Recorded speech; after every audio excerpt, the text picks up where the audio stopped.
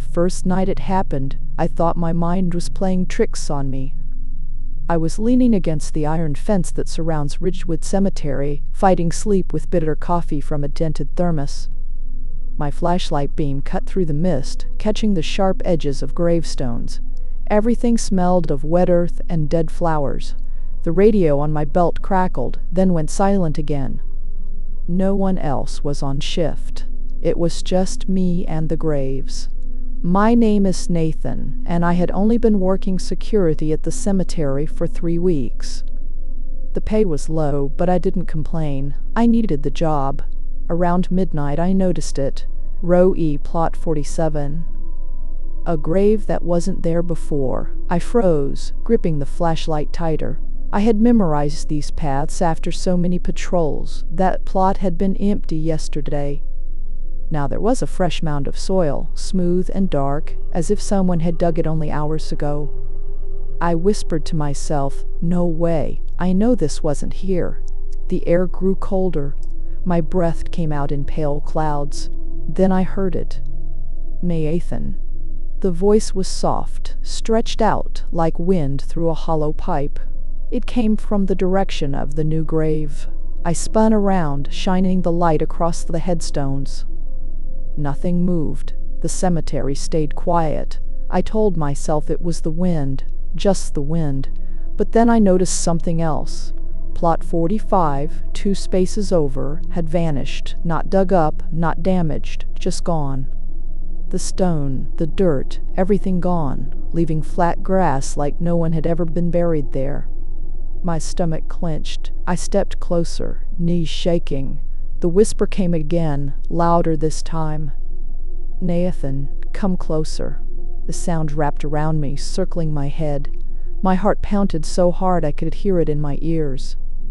I backed away, shining the light between the graves. That's when I saw it. A figure. It stood between 2 crooked markers, tall and motionless, no face, just a blank surface where features should have been, like wet clay. Its body was blacker than the night around it. I froze, the beam of my flashlight trembling. "Who's there?" My voice cracked, but the thing didn't answer. It only tilted its head slightly, as if studying me. I forced my legs to move, taking a step back toward the gate. My boots crunched over gravel. It stepped too. One slow, heavy movement. Not toward me, not away, just with me. I radioed in, my thumb pressing the button so hard it hurt. "Dispatch, this is Nathan at Ridgewood. I've got something unusual here." "Send a unit." The radio hissed. Nothing came back. My flashlight flickered, dimmed, then died completely. I smacked it against my palm, desperate for light, but the batteries were gone. Not drained, gone. The compartment was empty when I slid it open with shaking fingers. I don't know how long I stood there in the dark, listening. My own breathing sounded like a stranger's. Then a whisper brushed the back of my neck. "Right here." I spun so fast I tripped, slamming my shoulder into a cold headstone. Pain shot down my arm, but fear kept me moving. I scrambled to my feet and ran down the row, boots slipping on the wet grass. Gravestones shifted around me. I swear they weren't where they should have been. Some disappeared, some appeared, like the ground was rewriting itself. The paths I knew by memory no longer led to the gate. I yelled out, "Who's doing this?" The whispers multiplied, hundreds of voices now, all chanting my name from every direction. Nathan, Nathan, Nathan. I stumbled into a clearing where 4 graves stood in a perfect square. In the center, fresh soil waited. A 5th grave, an empty one. The ground was soft, like it had been dug just for me. And above it, the faceless figure waited, motionless, head tilted again. I wanted to run, but my legs wouldn't move. The faceless thing stood over the empty grave, waiting for me. The whispers didn't stop. They crawled under my skin, pushing me forward with every repetition of my name. I forced out words, though my throat felt like it was closing. "What do you want?" The whispers answered in unison. "Stay." My flashlight lay dead in the grass. The only light came from the thin slice of moon above the clouds. It reflected off the polished stones, giving the whole cemetery a pale, sick glow. I took a step back. The ground behind me shifted. My heel sank into dirt that hadn't been there a moment ago. I pulled free and looked down. Another mound, another grave forming at my feet. I turned to escape, but the rows twisted again. Paths that should have led to the gate curled back toward the center. Wherever I stepped, graves shifted into place, guiding me back to the square. The faceless figure didn't move, but I could feel its focus drilling into me. I shouted again, my voice breaking. "Why me?" The whispers dropped to a low hiss, then spoke as one, clearer now, almost human. "Because you watch the dead." The words chilled me worse than the cold night air. I remembered what the manager told me when I took the job. Nobody lasts long on the night shift. Too quiet, too much time to think. I thought he was joking. The ground trembled under my boots. I watched in horror as headstones sank, vanishing into the earth. Names, dates, entire lives erased in seconds. New stones rose to replace them, carved with names I recognized. My own, dozens of them. Nathan Cole, born 1997, died. The dates ended with tonight's date. My stomach dropped. I felt bile rise in my throat. "No," I whispered. "This isn't real. This isn't." The faceless thing raised its hand. The air thickened like mud, pressing on my chest. My knees buckled. I couldn't breathe. Then, through the suffocating silence, I heard something different. A voice that wasn't part of the whispers. "Nathan!" I snapped my head toward the sound. A figure stood at the far edge of the cemetery near the fence. A man in a long coat, waving his arms. His face was shadowed, but he looked real. Solid. Human. "Run!" he shouted.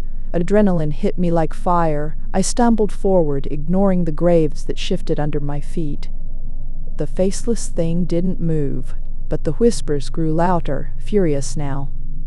"Nathan, stay, stay." I pushed forward, tripping over roots, scraping my hands on stone. My lungs burned. The man by the fence kept waving. "This way." The ground fought me. Graves rose where there had been grass. I hurtled over them, slipping in the wet dirt. Something cold brushed my ankle, fingers, or roots, or both. I kicked free and ran harder. I was 10 feet away when the man reached through the bars of the gate. "Hurry," I lunged, slamming into the metal. But the gate was locked, the chain tied around it. "No, no, open it," I yelled. The man's voice dropped, calm now. Too calm. "You shouldn't have come here, Nathan." My blood froze. His face lifted from the shadows. It was blank. No eyes, no mouth, nothing. Just like the thing inside. I staggered back, my body trembling. The whispers returned, deafening now. They didn't just call my name, they laughed. The figure at the gate melted into the dark, leaving me trapped inside. When I turned back, the faceless thing was gone. The square of graves was gone too. In their place was just one stone, freshly carved, my name on it, and beneath my name the date of my death. Tonight. I don't remember falling. I don't remember closing my eyes. I only remember waking up here, not in my bed, not at home, but inside the coffin.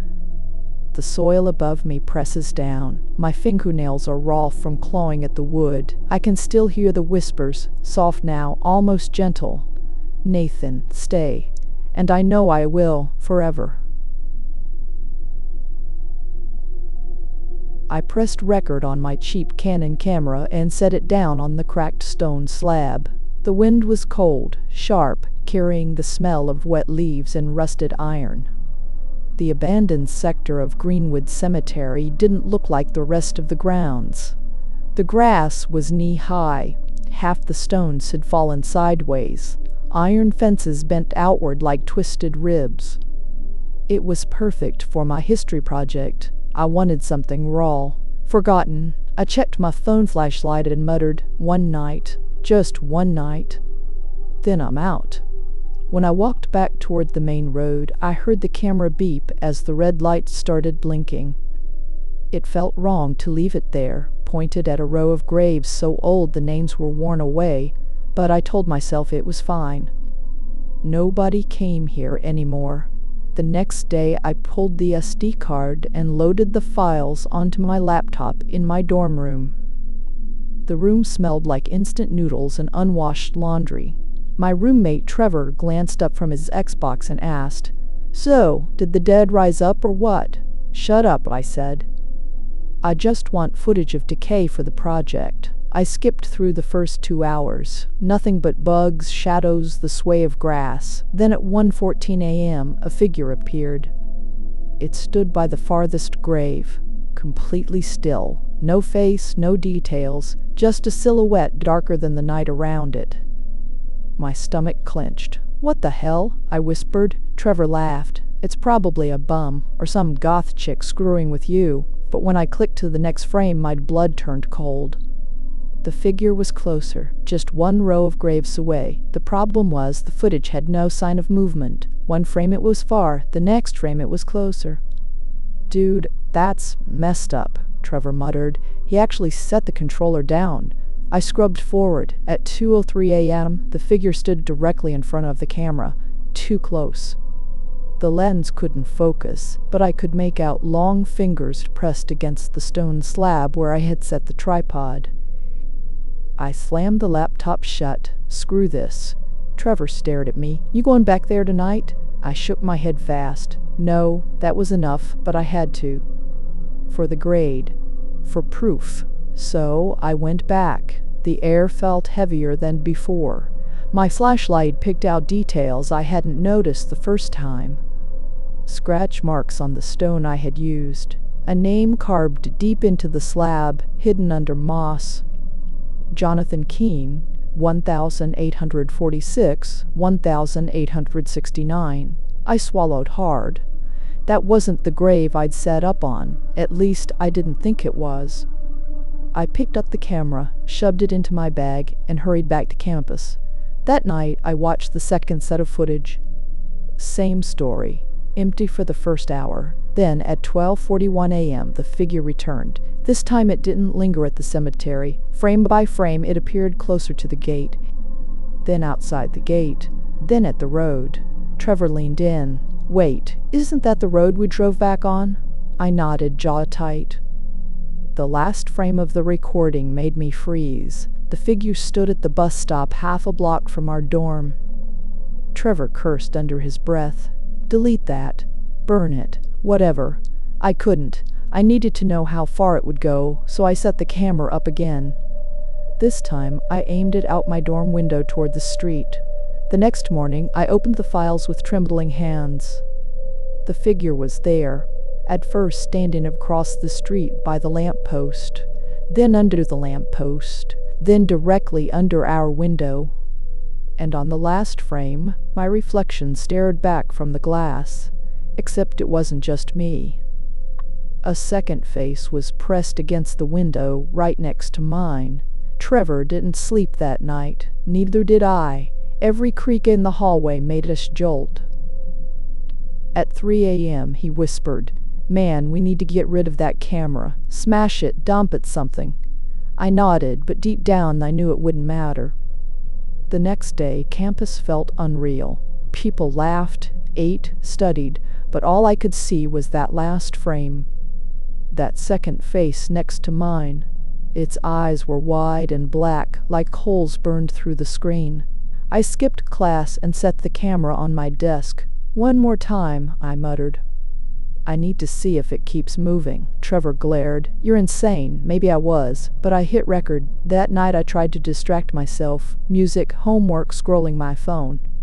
Anything to keep me from staring at the red blinking light. Around 1 a.m., Trevor finally crashed, mumbling curses into his pillow. At sunrise, I plugged in the SD card. The video loaded. The figure started on the street again. Each frame brought it closer. By 2:37 a.m., it stood in our dorm hallway.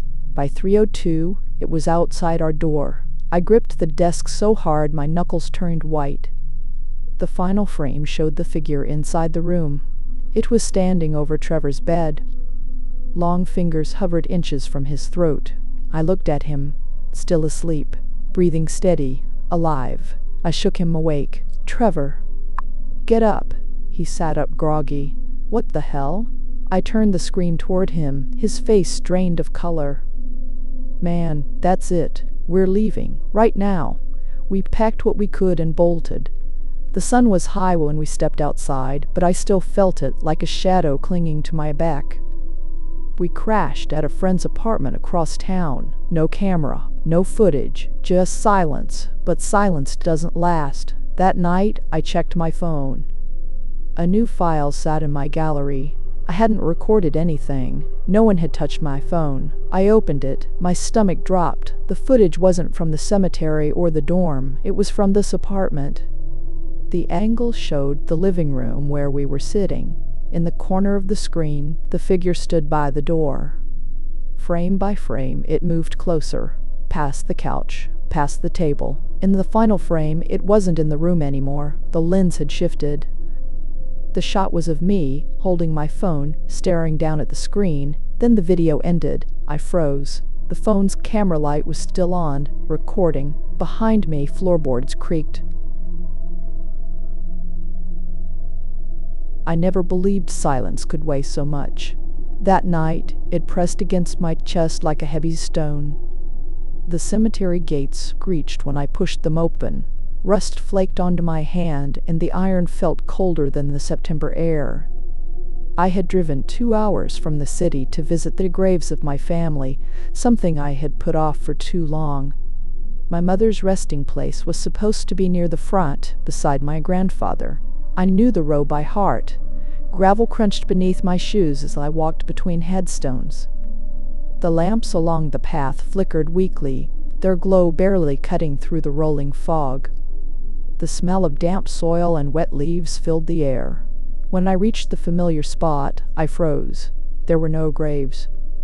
I blinked hard, thinking maybe I had stepped into the wrong row, but I wasn't mistaken. I had visited here since I was a child. I knew the curve of the path, the crooked birch tree that leaned over the corner, the cracked stone bench near the fence. Yet where the grave should have been, there was only raw earth. No markers, no names, nothing. My throat went dry. "Hello." My voice trembled as it escaped me. "Is anyone here?" No answer, only the sound of wind dragging through the grass. I stood there for a long moment, unsure if I should run back to my car or keep looking. Then I heard it. A whisper, so close it felt like it brushed the back of my neck. "You are not here for yourself." My whole body stiffened. I spun around, scanning the fog. At first I thought it was a trick of the light, then I saw it. A figure, blacker than the night. It had a body, but wrong somehow, stretched and thin. The arms were long, too long, hanging past where its knees should be. Its head tilted slightly, as though curious. "Who's there?" my voice cracked. The figure did not move. It only seemed to breathe with the fog, as if it was made from the mist itself. I staggered back. My heel caught a rock and I almost fell. When I looked up again, the figure was closer. The lamps buzzed, their glow shrinking. I forced myself to step forward. "What do you want?" It tilted its head again, then began to dissolve, its shape unraveling into tendrils of mist that slithered into the ground. The graves were still gone, but now fresh soil shifted at my feet, as if something below was moving. I heard a new sound, a voice, not whispered this time, but rising from beneath the earth. "Stay with us." The ground split. A pale hand pushed through the dirt, fingers clawing the air. Another hand followed, then a face coated in soil, eyes milky and unfocused. It was my mother's face. I staggered back, my breath ragged, but I couldn't tear my eyes away. Her lips moved, cracking with soil. "You left us. Why did you leave us?" More hands broke through the ground. My grandfather, my aunt, faces I hadn't seen in years, pulling themselves upward with jerks and snaps of bone. They looked at me as if I had betrayed them. I tried to scream, but my throat locked. The black figure reformed behind them, looming taller, its arms stretching out like shadows over the graves. The fog swirled and the voices blended into one. "You are not here for yourself. You are here for us." I stumbled backward, nearly tripping on the cracked bench. My breath burned in my chest, every instinct screaming to run, yet my legs refused. The graves had become a pit of moving bodies, pulling themselves upward in jerks like broken marionettes. My mother's face tilted toward me again. Her skin was gray and wet with soil, eyes pale but locked directly on mine. She spoke with a voice that sounded both hers and not hers at all. "You never came back. You never prayed for us. You forgot." "I didn't," I whispered, but it was a lie. I had avoided this place for years. The black figure behind them stretched higher, its arms reaching outward until they seemed to brush the lamps. The light sputtered, then went out, plunging the cemetery into near darkness. Only the moon gave shape to what I saw. I ran. My shoes dug into the gravel path as I bolted toward the gate.